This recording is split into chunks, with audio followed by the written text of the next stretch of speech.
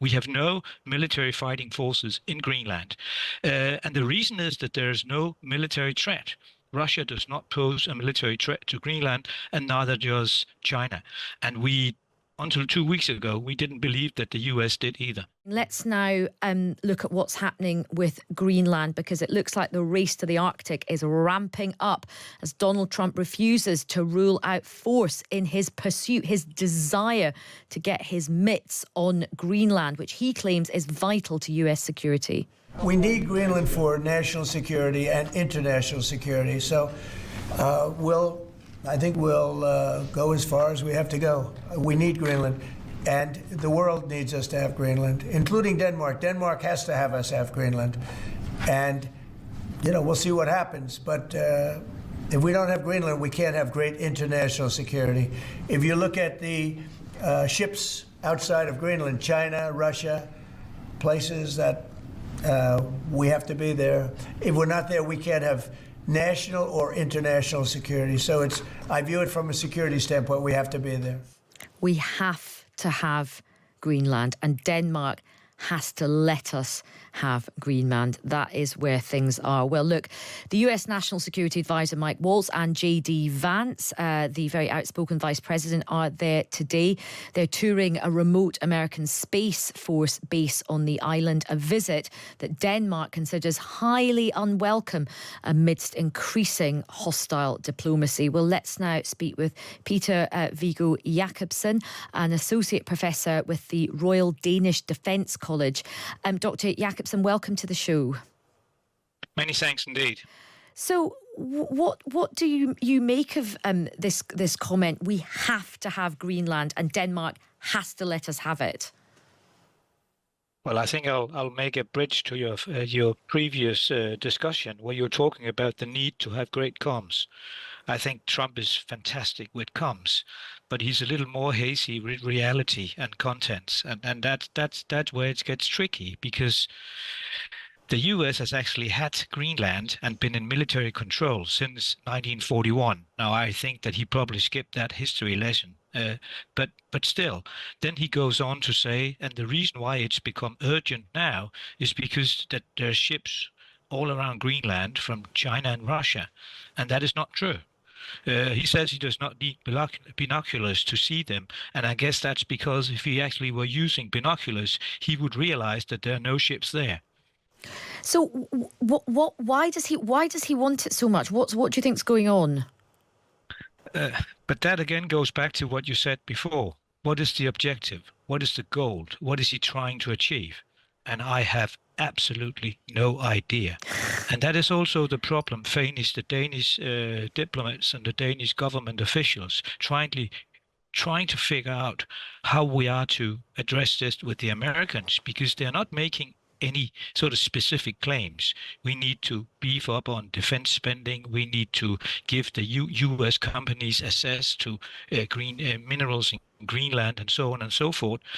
So at first we thought he was trying to drive a hard bargain, but he's still not making any demands. And therefore it's really hard for us in Denmark and in Greenland to figure out what exactly is the end game for the Americans.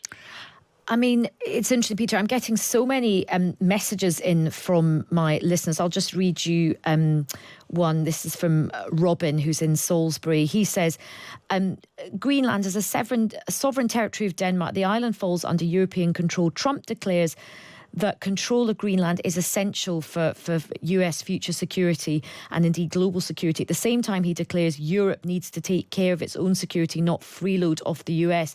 So therefore, Europe needs to keep Greenland. It seems pretty straightforward to me. And we're getting so many messages from our listeners feeling that in the same way with the language around the minerals in Ukraine, the language around Canada, now this language from Greenland, lots of my listeners are saying he just wants to do a simple land grab, as straightforward as that.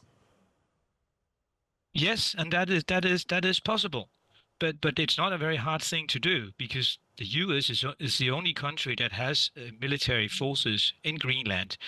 Denmark has a coast guard, but they're not configured for warfighting. And in that sense, the Americans are right that we are not capable of protecting Greenland militarily, but we never were. And that's why the US took control of Greenland during World War II, to make sure that Germany didn't take it.